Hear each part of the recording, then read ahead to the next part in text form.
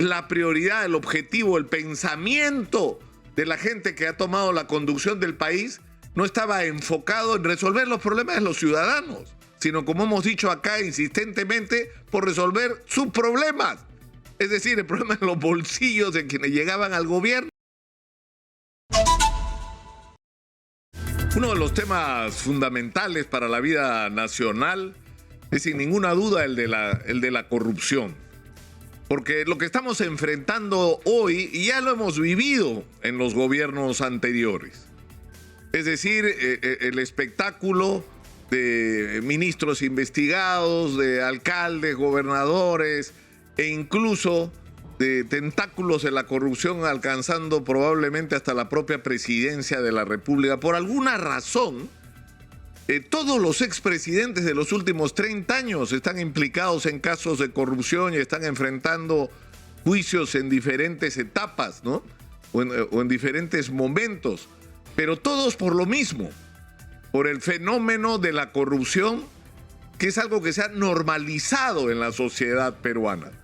Es decir, a nadie le sorprende que si un partido gana las elecciones, lo lógico, lo natural, y un ejemplo de eso era la conducta de Richard Swing, que no entendía por qué cuestionaban su derecho. Si él había trabajado en la campaña de Pedro Pablo Kuczynski, que tenía derecho a tener una chamba en el gobierno. Y de ahí para adelante, porque eso es la lógica. Es decir, que si tú ganas las elecciones, tienes el derecho de apoderarte del aparato del Estado, de llenar de funcionar con la gente afín a ti las estructuras más importantes del aparato del Estado, y a partir de esto hacer un uso que es el que se ha hecho lamentablemente del aparato del Estado en estos años. Entonces, cuando uno se plantea la interrogante, ¿cómo ha sido posible que el Perú haya sido un país que haya crecido como ha crecido en términos macroeconómicos en las últimas décadas y simultáneamente no hayamos sido capaces de resolver problemas tan elementales como el del acceso al agua potable o el acceso a una vivienda digna, o que nuestro sistema educativo no tenga los déficits de infraestructura, que le debamos lo que le debamos a los maestros, de que las cosas estén tan mal en términos de entrenamiento y formación de nuestros maestros, que la salud pública, como lo mostró la pandemia, es una desgracia, un desastre simplemente, donde en las emergencias se amontonaba a la gente con dolencias gravísimas como infarto, derrames cerebrales, con gente que se había torcido un dedo.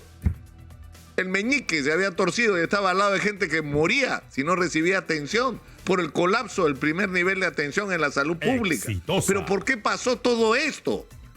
Por dos razones fundamentales. La primera de ellas, porque la prioridad, el objetivo, el pensamiento de la gente que ha tomado la conducción del país no estaba enfocado en resolver los problemas de los ciudadanos, sino, como hemos dicho acá insistentemente, por resolver sus problemas. Es decir, el problema de los bolsillos de quienes llegaban al gobierno, porque el gobierno ha sido interpretado o ha sido tomado como una especie de botín. O sea, llegas, te haces cargo del botín, y de lo que se trata es que en esos 5 años o 4, según el caso, si sea autoridades locales o nacionales, de lo que se trata es de levantarte todo lo que puedas y hacerte rico. Es una forma de emprendedurismo inmoral, el de la corrupción. Pero lo increíble es que todos los sectores aceptan esto como si fuera normal. Y se ha aceptado como normal que si tú participas en un concurso o una obra pública, tienes que pagar por eso. Y se ha aceptado como normal que si tú tienes que acceder o quieres acceder a un cargo público desde el cual tú vas a tomar decisiones que van a implicar contrataciones de servicios o contrataciones de obras o contrataciones de personal, y por lo tanto vas a mover dinero, ahí vas a tener negocio. Entonces tienes que pagar, pues, hermanito, el peaje de entrada. Tus 150,000 los tienes que poner sobre la mesa por la plata que tú vas a ganar después, de la que también vas a tener que dar una alita, porque de eso hablamos. Así es. Así funciona esto. Así ha funcionado las últimas décadas. Y así nos prometieron que ya no iba a ser la cosa. Porque ¿qué cosa fue lo que prometió el profesor Castillo? Que esto iba a ser diferente, que ese sistema iba a terminar, y ese sistema no ha terminado. Exitosa. Y esto debería ser una prioridad nacional. Es decir, esto es un tema que no solamente requiere iniciativas de parte del Ejecutivo, ¿no? Con propuestas como, por ejemplo, cómo hacer para simplificar los procedimientos, para al no ser engorrosos no abrir espacios para la corrupción, cómo garantizar que se pueda establecer mecanismos de control donde no solamente intervenga la Contraloría, sino los ciudadanos de alguna manera, para controlar cómo se está gastando el dinero de la gente. Hay que establecer mecanismos para desmontar todos los procedimientos que permiten, por ejemplo, el que los expedientes técnicos duren una eternidad o que se pueda agregar adendas de manera permanente a los presupuestos originales. Concurso para hacer el hospital. Gana el que hace la mejor opción. Ya, entonces gana el que presenta 100 millones porque los otros propusieron 105, 108, pero el hospital termina costando 300.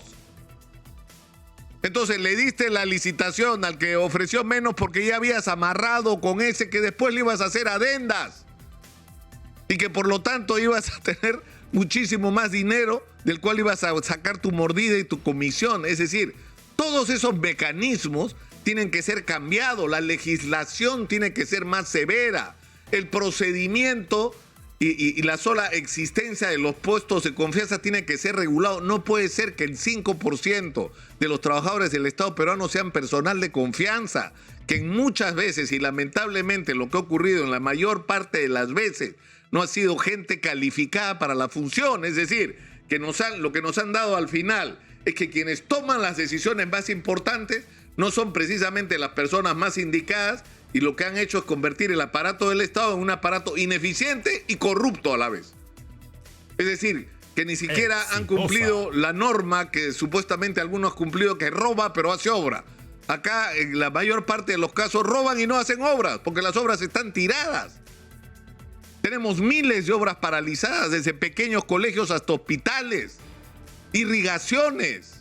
Es decir, es increíble lo que nos está pasando como producto de la corrupción, pero lo más increíble es que eso no se pone en el centro de la atención nacional, en el centro de la atención de nuestra clase dirigente, del Ejecutivo y del Parlamento, que deberían cada uno desde su lado estar proponiendo mecanismos y aportando para resolver este problema y sacarnos de esta lacra nacional. Pero ¿cómo vas a pretender eso si la propia gente que está pidiendo, por ejemplo, la vacancia del presidente Castillo por supuestamente estar involucrado en actos inmorales, sus líderes están con un pie en la cárcel, como el caso de Keiko Fujimori? O sea, ¿con qué autoridad moral? ¿No? ¿Y qué nos hacemos con el sistema de justicia? Si la investigación de los cuellos blancos se lleva hasta el final de manera consecuente, no queda uno de las altas esferas de nuestro sistema de justicia, porque todos eran parte de ese sistema. Y acuérdense ustedes que la investigación comienza en cómo el señor Walter Ríos negociaba con abogados de narcotraficantes en el Callao para darles libertad, para cambiarles las órdenes de captura o las prisiones preventivas por comparecencia, así sea por días, porque esos días eran suficientes para que se manden mudar y por eso cobraban. Pero eso permitió jalar esa pita, descubrir que esto era mucho más que solamente la negociación con narcotraficantes, con todo tipo de delitos. Y que había una relación entre este manejo del sistema de justicia y la política y la investigación sobre la corrupción en la política. Entonces, tenemos un tema delante, pero el problema es a dónde se refugia uno, en quién se apoya para enfrentar esta situación tan grave que vivimos. Felizmente hay en el Perú algunos procuradores y no pocos fiscales que se están comprando el pleito de la lucha contra la corrupción en el Perú y que están poniendo de manera sistemática sobre la mesa y sin exclusiones de ninguna naturaleza, y caiga quien caiga, toda la corrupción en el Perú. Pero el problema es que los casos son infinitos.